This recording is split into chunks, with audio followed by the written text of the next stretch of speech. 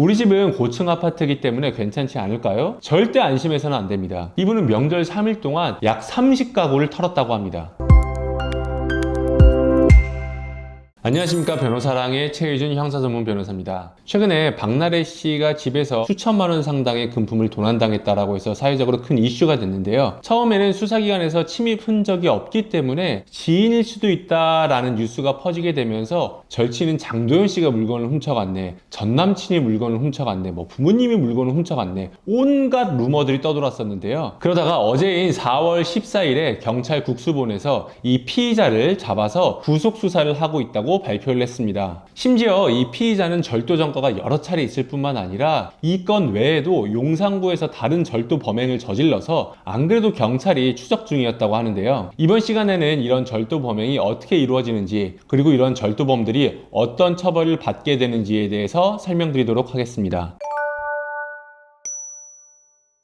자, 먼저 이 절도범들의 성향에 대해서 말씀드리고 싶은데요. 절도는 마약 범죄와 더불어 재범 가능성이 매우 높은 범죄입니다. 저희도 이 절도범들을 변호해 본 적이 많이 있는데요. 보통은 두세 명 정도로 팀을 이루어서 움직이는 경우가 많습니다. 여러분들이 영화에서 보신 것처럼 이 절도 범행도 나름 분업화가 되어 있는데요. 먼저 절도를 저지르기 위해서는 사람이 없는 집을 골라야 되겠죠. 이렇게 털기에 적절한 집들을 물색하는 사람들이 있습니다. 그 사람은 며칠 동안 잠복을 하면서 이 집에 사람들이 몇 시에 드나드는지, 현재 집을 비웠는지 비우지 않았는지 이런 부분들을 체크를 하게 되고요. 적당한 대상지가 정해지면 그 집에 들어가서 물건을 들고 나오는 실질적인 작업자가 필요하겠죠. 그리고 이 사람이 집에 들어가서 물건을 털 동안 누군가는 망을 봐줘야 되겠죠. 또한 이렇게 해서 절취한 물건이 있으면 이 물건, 다시 얘기해서 작물을 팔아야 되기 때문에 이거를 팔 수 있는 사람도 필요한 거죠. 한 건의 절도가 이루어지기 위해서는 나름대로 분업이 되어 있고, 이러한 크루들이 보통은 교도소에서 많이 형성된다고 합니다. 우리 집은 고층 아파트이기 때문에 괜찮지 않을까요? 생각하는 분들이 계실 텐데요. 절대 안심해서는 안 됩니다. 예전에 한 사건에선 명절 3일 동안 약 30가구를 털었다고 합니다. 근데 제가 이분이 털었다는 그 아파트들을 직접 가서 봤는데 정말 벽에 타고 갈 만한 어떤 배수관 같은 것도 없고, 프 같은 것을 쓰기에도 되게 어려운 환경이었고, 심지어 피해를 입은 집들은 대부분 고층이었습니다. 고층일수록 아무래도 보안에 소홀하기 때문이죠. 그래서 제가 그분한테 물어봤어요. 아니, 이 집에 대체 어떻게 올라갔냐, 스파이더맨도 아니고 하고 물으니까 자기는 홈만 있으면 어디든지 타고 올라간다고 하더라고요. 이렇게 전문 털이범들은 스파이더맨처럼 고층 아파트를 타고 올라가서 절도를 저지르기 때문에 고층에 사신다고 해서 절대 안심하셔서는 안 됩니다. 오히려 고층이 범죄 대상지가 되는 경우들이 많기 때문에 더욱더 보안에 신경을 쓰시는 것이 좋습니다.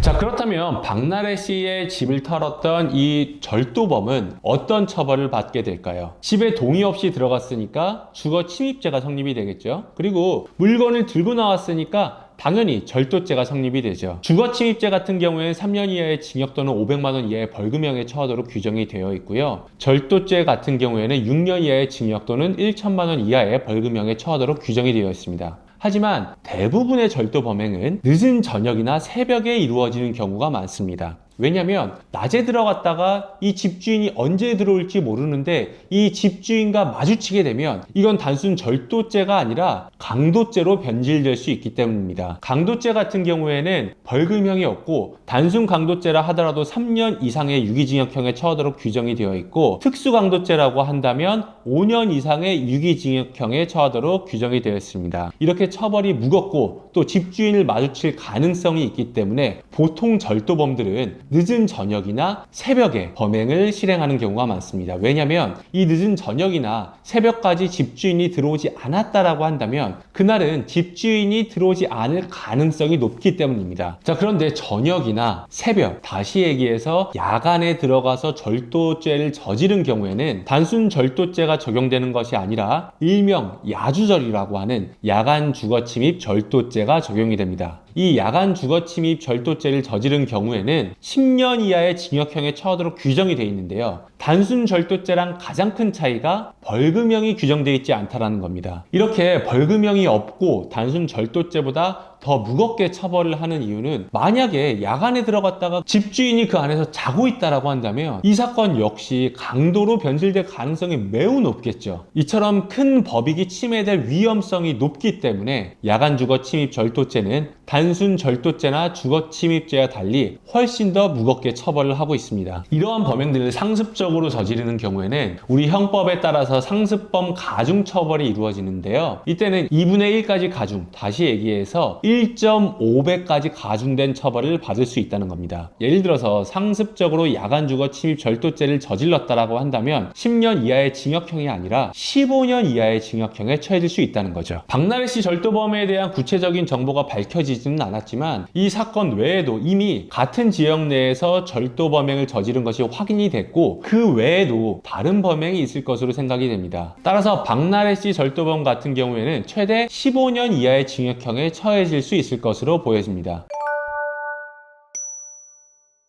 박나래 씨는 어떻게 하면 이 피해 회복을 받을 수 있을까요? 보통 이 절도범들은 물건을 훔치고 나서 즉각 처분을 하고 또 그 돈을 탕진을 하기 때문에 사실 박나래 씨 집에서 훔쳐간 물건들이 아직 그대로 남아있을지는 모르겠습니다. 만약에 박나래 씨 절도범이 그 수천만 원 상당의 금품을 처분하지 않았다라고 한다면 그 물건을 그대로 돌려받으면 됩니다. 하지만 이미 작물로 다 처분을 해버리고 그 돈을 다 써버렸다라고 한다면 현실적으로 구제를 받기 조금 어려울 수 있는데요. 이 경우에 박나래 씨나 혹은 박나래 씨처럼 절도 피해를 입은 피해자분들 같은 경우에는 법원에다가 배상명령 신청이라는 것을 하실 수 있습니다. 이 배상명령 신청을 하게 되면 마치 민사 판결문을 받은 것과 동일한 효과를 얻을 수 있는데요. 이 사람이 당장에 그 피해 회복을 해주지 않는다 하더라도 그 결정문을 가지고 어느 정도 피해 회복을 받을 수 있는 길이 열리는 거죠. 이 박나래 씨 집에 침입한 흔적이 없다라는 수사기관의 뉴스가 발표된 이후에 수많은 가짜 뉴스들이 돌았었는데요. 그 중에서 가장 많이 나왔었던 루머가 뭐냐면 장도연 씨가 집을 털었다, 혹은 전 남친이나 뭐 부모님이 집을 털어갔다, 이런 악성 루머들을 만들어낸 사람들이 있습니다. 이 사람들 같은 경우에는 허위 사실을 유포함으로써 그 당사자들의 명예를 훼손시켰기 때문에 허위 사실 적시에 의한 명예훼손죄로 처벌을 받을 수 있습니다. 그리고 제가 알기로는 속된 말로 이 조회수를 빨아먹기 위해서 그때 영상을 쫙 올렸다가 지금 이 영상을 다 삭제한 걸로 알고 있는데요. 지금 와서 영상을 삭제했다 하더라도 그게 이미 일파만파 퍼지게 됐기 때문에 처벌을 면하기 어려워 보입니다.